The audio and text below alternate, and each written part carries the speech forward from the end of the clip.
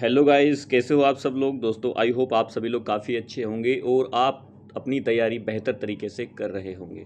जी हाँ दोस्तों, आपके रेलवे टीचर के एग्ज़ाम में जो प्रोफेशनल एबिलिटी और लीडरशिप जो आपकी यूनिट है दोस्तों, वहाँ से आपके एग्ज़ाम में पूछा जाता है। तो आज हमने आपकी इस सीरीज में दूसरी वीडियो हम आपके लिए लेकर आए हैं। और दोस्तों पिछली वीडियो की तरह ही दोस्तों हम इस वीडियो में आपको लीडरशिप से संबंधित जितने भी महत्वपूर्ण क्वेश्चन बनते हैं उन सभी क्वेश्चंस को हम यहाँ पर कवर कराने वाले हैं।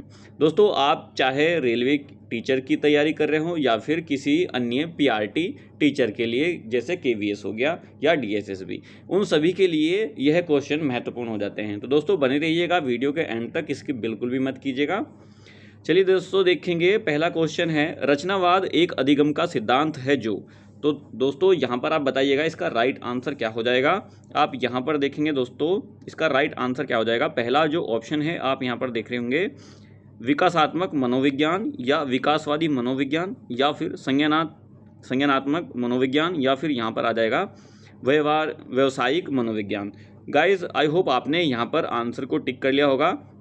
जो सबसे बेस्ट ऑप्शन है दोस्तों यहाँ पर आपको देखने को मिलेगा कॉग्निटिव, ठीक है, संज्ञानात्मक मनोविज्ञान, ठीक है, संज्ञानात्मक मनोविज्ञान ये इसका राइट आंसर हो जाएगा। हालांकि विकासात्मक मनोविज्ञान या विकासवादी मनोविज्ञान भी यहाँ पर आप बोल सकते हैं, लेकिन अगर इस क्वेश्चन में आपको संज्ञानात्मक मनोविज्ञान यहाँ पर देखने को मिला है तो आपको यहाँ पर जो है इस क्वेश्चन के आंसर को यहाँ पर टिक करना होगा, ठीक है। नेक्स्ट क्वेश्चन देखते हैं, क्वेश्चन नंबर 2 है दोस्तों, निम्नलिखित में से कौन वाइगोस्की के सामाजिक सांस्कृतिक सिद्धांत के बारे में सच नहीं है। दोस्तों आप बताइएगा इसका राइट आंसर यहाँ पर क्या हो सकता है। काफ़ी अच्छा क्वेश्चन है, कई बार ये आपके दोस्तों एग्जाम में आया है। तो आई होप दोस्तों आपको ये अच्छा लगेगा क्वेश्चन। आप बताइएगा इसका राइट आंसर क्या हो जाएगा। काफ़ी अच्छा क्वेश्चन है, बच्चे उन कार्यों से बहुत कम सीखते हैं जिसे वे पहले ही स्वतंत्रता सहित कर चुके होते हैं, इसका ये आंसर हो जाएगा। या फिर निकटवर्ती विकास का क्षेत्र की संकल्पना जेडपीडी इसका एक हिस्सा है। या फिर दोस्तों यहाँ पर यह संज्ञानात्मक विकास में भाषा के महत्व की उपेक्षा करता है। या फिर आप यहाँ पर देखेंगे यह संज्ञानात्मक विकास में सामाजिक सांस्कृतिक पर्यावरण की भूमिका पर जोर देता है। तो गाइज यहाँ पर जो राइट इसका आंसर हो जाएगा, आप यहाँ पर देखेंगे इसका जो राइट आंसर है ना दोस्तों, एक हो जाएगा। बच्चे उन कार्यों से बहुत कम सीखते हैं जिसे वे पहले से ही स्वतंत्रता सहित कर चुके होते हैं। तो दोस्तों आपको ये निगेटिव लग रहा होगा क्योंकि दोस्तों क्वेश्चन में आपने ये नहीं पढ़ा, ठीक है। आपने देखा कि यहाँ पर क्वेश्चन में नहीं दिया हुआ है तो हमको इसके अकॉर्डिंग इसको देखना होगा। ये भी सही है, ये भी सही है, ये भी सही है दोस्तों, ये सही नहीं है, ठीक है। चलिएगा दोस्तों फिर से है, क्वेश्चन नंबर 3 है, एक कक्षा की स्थिति में निम्नलिखित में से किन विधियों का उपयोग किया जा सकता है। दोस्तों काफ़ी अच्छा क्वेश्चन है, आप बताइएगा इसका राइट आंसर यहाँ पर क्या हो जाएगा, ठीक है ना। तो यहाँ पर आप देखेंगे दोस्तों पहला जो ऑप्शन है इसका मामले का अध्ययन यानी कि केस स्टडी, या फिर दोस्तों आत्मनिरीक्षण, या फिर आप यहाँ पर देखेंगे प्रयोगात्मक विधि, या फिर आप यहाँ पर देखेंगे अवलोकन ऑब्जर्वेशन, ठीक है। तो यहाँ पर जो क्वेश्चन में कहा है एक कक्षा की स्थिति में निम्नलिखित में से किन विधियों का उपयोग किया जा सकता है। दोस्तों मान लीजिए आप क्लास में बैठे हैं, आप बहुत छोटे बच्चे हैं या फिर आप अपने आप को टीचर मान लीजिए, ठीक है, और छोटे छोटे बच्चों को आप पढ़ा रहे, ठीक है। पढ़ाते समय दोस्तों जब आपकी क्लास चल रही है और आप पढ़ा रहे हैं उस समय पर मामले का अध्ययन, दोस्तों वहाँ पर क्या आप केस स्टडी कर सकते हैं? ऐसा बिल्कुल भी नहीं है दोस्तों। आत्मनिरीक्षण, उनका आत्मनिरीक्षण कर सकते हैं तो दोस्तों ऐसा भी नहीं है। प्रयोगात्मक विधि दोस्तों वहाँ पर आप एक्सपेरिमेंट नहीं कर सकते, ठीक है। और दोस्तों वहाँ पर केवल जो आप क्या कर सकते हैं, इस क्वेश्चन की दृष्टि से जो सबसे बेस्ट आंसर इसका लगता है दोस्तों, यहाँ पर 3 जो ये है 4th नंबर यानी कि अवलोकन, आप ऑब्जर्वेशन कर सकते हैं, ठीक है। आप वहाँ पर जो है ऑब्जर्वेशन कर सकते हैं, बच्चों के बारे में आप वहाँ पर प्रिडिक्ट कर सकते हैं, ऑब्जर्व कर सकते हैं उनको देख करके कि किस प्रकार की जो शिक्षण विधि है वहाँ पर चल रही है, ठीक है। क्वेश्चन नंबर 4 है दोस्तों, यहाँ पर आप देखेंगे निम्नलिखित में से कौन सी शिक्षक रणनीति गुणवत्तापूर्ण प्रतिपुष्टि दिए जाने के बाद छात्रों को अपने स्वयं के अधिगम को बढ़ाने में सबसे अच्छी मदद करेगी। गाइज यहाँ पर आप देखिएगा इसका राइट आंसर क्या हो सकता है। पहला जो ऑप्शन है दोस्तों यहाँ पर अध्ययन की प्रत्येक इकाई के अंत में अभ्यास कार्य देना और कौशल का पुनर्मूल्यांकन करना, ठीक है। नेक्स्ट है छात्रों को साथियों से मिलाने और अपने काम को नियमित रूप से अपने समय पर ठीक करने के लिए कहना। एक छात्र द्वारा की गई प्रगति का विवरण देते हुए माता पिता को एक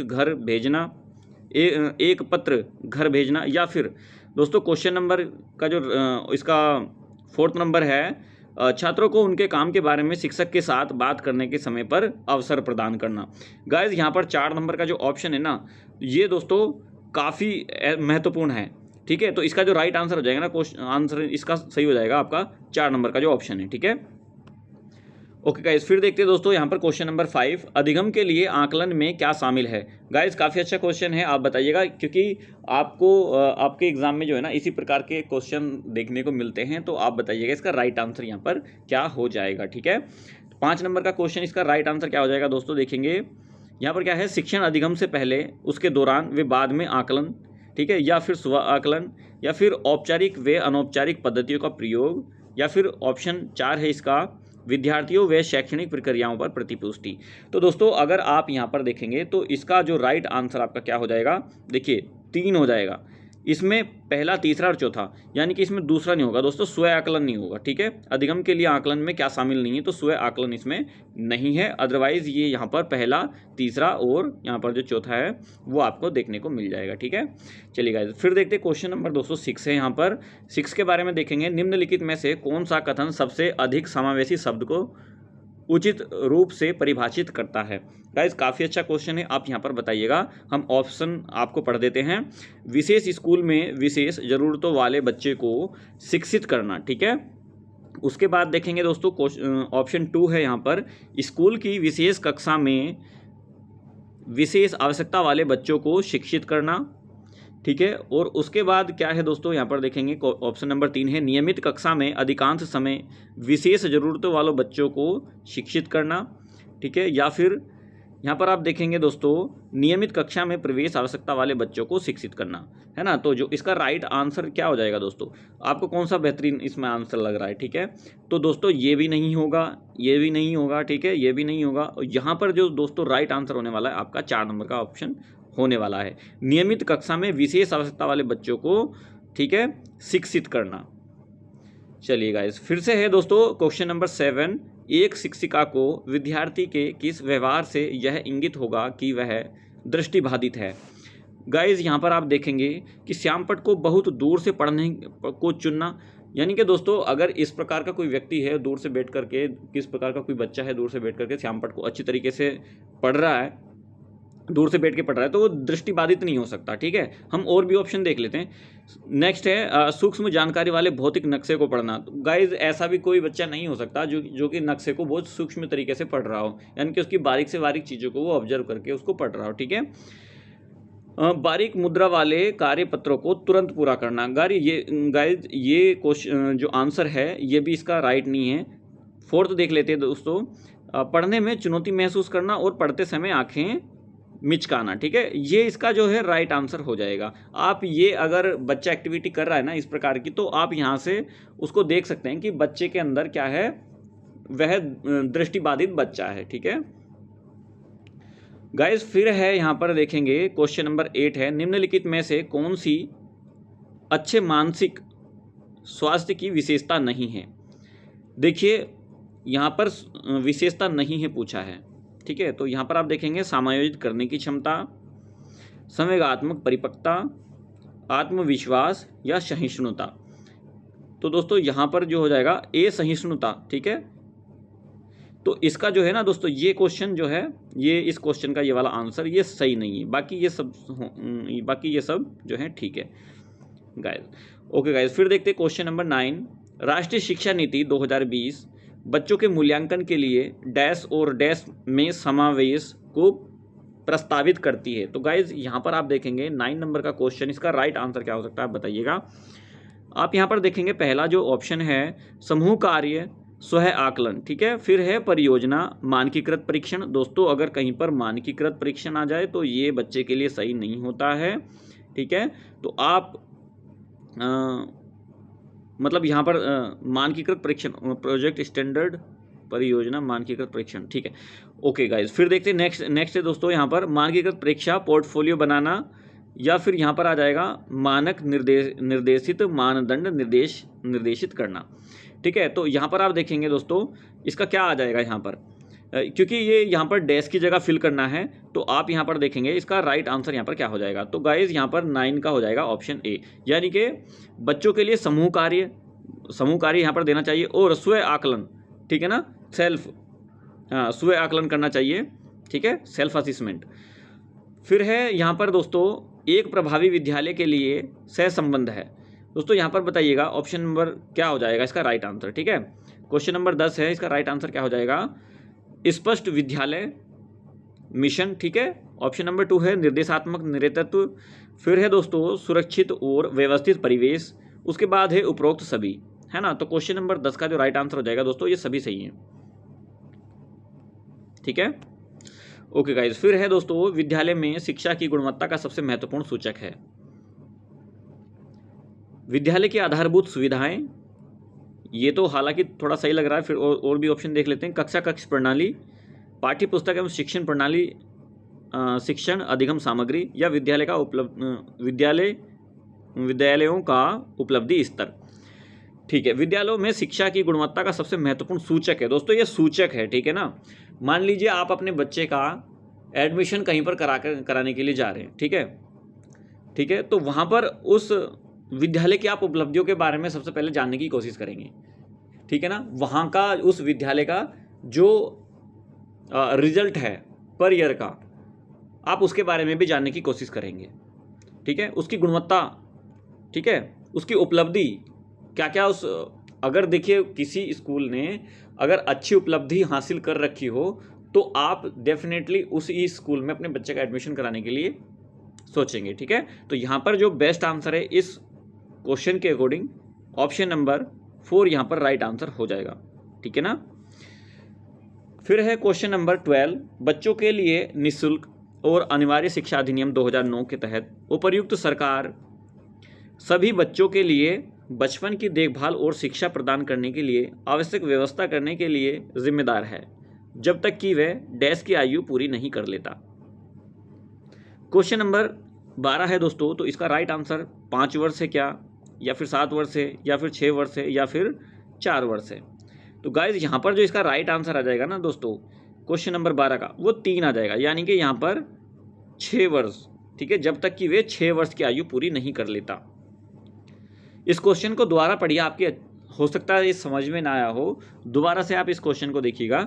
बच्चों के लिए निःशुल्क और अनिवार्य शिक्षा अधिनियम 2009 के तहत उपर्युक्त सरकार सभी बच्चों के लिए बचपन की देखभाल शिक्षा प्रदान करने के लिए आवश्यक व्यवस्था करने के लिए जिम्मेदार है, जब तक वे 6 वर्ष की आयु पूरी नहीं कर लेता, ठीक है। तो यहाँ पर इसका राइट आंसर क्या हो जाएगा, ऑप्शन नंबर 3 यानी कि 6 वर्ष। फिर है दोस्तों क्वेश्चन नंबर 13, 2005 का एनसीएफ अधिगम के किस सिद्धांत पर आधारित है। गाइज यहाँ पर 13 नंबर का जो क्वेश्चन है इसका राइट आंसर क्या हो जाएगा, आप बताइएगा इसका राइट आंसर क्या हो जाएगा। गाइज यहाँ पर जो इसका 13 नंबर का राइट आंसर हो जाएगा रचनावाद हो जाएगा दोस्तों।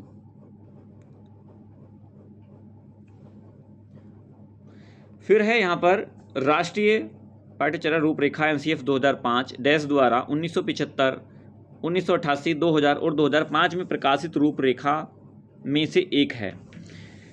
यहाँ पर आप ऑप्शन को पढ़िएगा और सही से इसका आंसर दीजिएगा, ठीक है। यहाँ पर आप देखेंगे मानव और संसाधन विकास मंत्रालय, MHRD ministry of human and resource development, या फिर राष्ट्रीय शैक्षणिक अनुसंधान और प्रशिक्षण परिषद NCERT, जिसको दोस्तों national council of education research and training भी बोला जाता है। नेक्स्ट है विश्वविद्यालय अनुदान आयोग, जिसको UGC बोला जाता है। उसके बाद शिक्षा पर आधारित नीति। गाइज इसका जो राइट यहाँ पर आंसर आपको लग रहा है दोस्तों, बिल्कुल आपने सही सोचा, यहाँ पर सेकंड नंबर का जो ऑप्शन है वह है दोस्तों ठीक है। फिर देखते क्वेश्चन नंबर 15, निम्नलिखित में से लक्षण समस्या समाधान पद्धति में शामिल है। ऑप्शन क्या हो जाएगा दोस्तों इसका, यहाँ पर आप देखेंगे उद्देश्य को प्राप्त करना, उद्देश्य प्राप्ति के मार्ग में आने वाली कठिनाइयाँ या आवश्यकताएं, सम्मुख समस्या के संतोषजनक समाधान तक पहुंचना और उद्देश्य को प्राप्त करना। गाइस 15 नंबर का क्वेश्चन, इसका राइट आंसर क्या हो जाएगा, पहला, दूसरा तथा तीसरा। यानी कि दोस्तों यहाँ पर जो है आप देखेंगे सभी ऑप्शन इसके ठीक ठीक हैं। ओके गाइज, नेक्स्ट है क्वेश्चन नंबर 16 और दोस्तों ये लास्ट क्वेश्चन है आपका अगर गाइज ये क्वेश्चंस की सीरीज आपको अच्छी लग रही है तो प्लीज़ आप जल्द से जल्द इस चैनल को सब्सक्राइब कर दीजिएगा, क्योंकि दोस्तों हम आप ही के लिए मेहनत करते हैं यहाँ पर, ताकि आप अपने एग्ज़ाम में अच्छा परफॉर्म कर पाएँ। गाइज यहाँ पर आप ऑप्शन के अकॉर्डिंग देखिएगा क्या हो सकता है इसका राइट आंसर। एक ही उम्र के बच्चे योग्यता दिखाने में अन्य चीज़ों में बहुत भिन्न होते हैं, इस संबंध में स्कूल की क्या भूमिका है। इसका जो दोस्तों यहाँ पर राइट आंसर हो जाएगा, आप देखेंगे पहला क्या है, सुनिश्चित करें कि सभी बच्चे एक ही तरीके से विकसित हों। ठीक है, फिर है सुनिश्चित करें कि प्रत्येक बच्चे को उसकी क्षमता के अनुसार विकसित होने के अवसर मिलें। ठीक है, तो गाइज ये आंसर हमें बहुत अच्छा लग रहा है, क्योंकि यहाँ पर सुनिश्चित करें कि प्रत्येक बच्चे की क्षमता के अनुसार विकसित होने के अवसर प्राप्त मिले। गाइज जो पहला ऑप्शन आपने यहाँ पर देखा कि एक ही तरीके से विकसित हो, गाइज ऐसा नहीं होता, बच्चे एक ही तरीके से विकसित नहीं हो सकते, हर किसी की जो एबिलिटी है वो अलग अलग होती है। ठीक है, तो यहाँ पर हमें क्या देखना होगा, बच्चे की पोटेंशियल को देखना होता है। ठीक है, जिस प्रकार की बच्चे के अंदर पोटेंशियल होगी हमें उस प्रकार से ही उसको सिखाना होता है। ठीक है ना, चलिए गाइज अगर ये वीडियो आपको अच्छी लगी तो प्लीज़ आप इस चैनल को लाइक शेयर सब्सक्राइब जल्दी से जल्दी कीजिएगा। थैंक यू सो मच, मिलते हैं नेक्स्ट वीडियो में, तब तक के लिए थैंक यू सो मच, जय हिंद।